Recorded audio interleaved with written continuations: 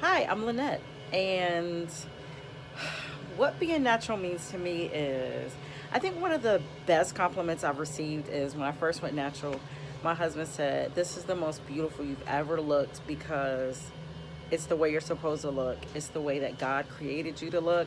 And so I think that's what it means to me. It just means that I'm sort of living in the beauty that I was intended to have. I love being natural, and sometimes I hate it, depending on how my hair is acting. I have learned quite a few things about the natural journey. One tip that I always give new naturals is always keep a ponytail holder in your purse because you never know when you're just going to have to pull it in a puff. And always keep a little bit of like some type of moisturizer, like a little tiny bit in your purse, because that helps too on weird, dry, frizzy days.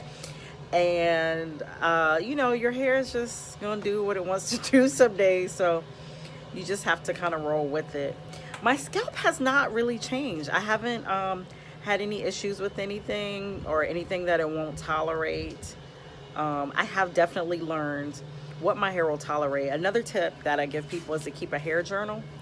And because sometimes you'll do a wash and go or a twist out and it looks great, but you don't remember what you did. And so if you keep a hair journal, today I use X, Y, and Z in this combination.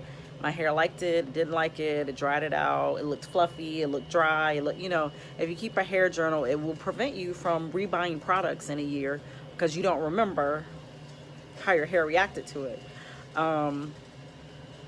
I have not had any issues in the professional workspace in terms of my hair. I have had a few comments. I had a coworker. I've had two coworkers say something to me about my hair when I have it straightened. So I will straighten my hair probably like twice a year so that I can get my ends clipped and just length check, right? And I usually get the comments, "Now that looks good. I really like your hair that way. That's how it should be." It makes me so mad. It makes me want to go like dip my head under the sink in the bathroom at work just so it'll curl up again. But otherwise, I haven't really, I haven't had any issues. I haven't had anyone say anything derogatory towards me or say, that doesn't look professional. They might be thinking it, but they definitely have not said it. But being natural is definitely a journey.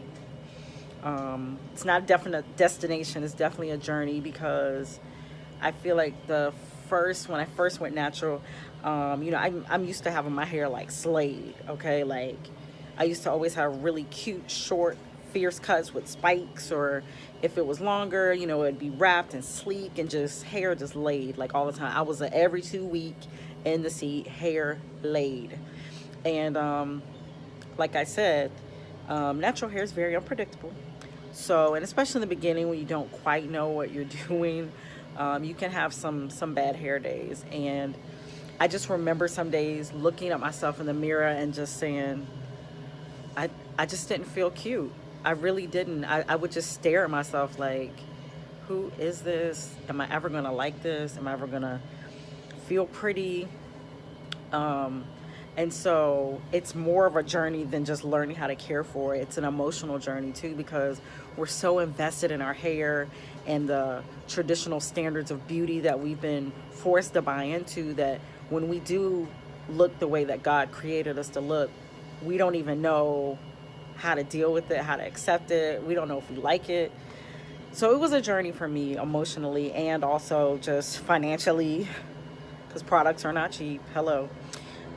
So it's been all kinds of journey for me, just learning to embrace my natural curls, to love them, to live out loud, to know that I am beautiful just the way I am, and also just figuring out how to care for my hair has been a journey too. So, but I love it.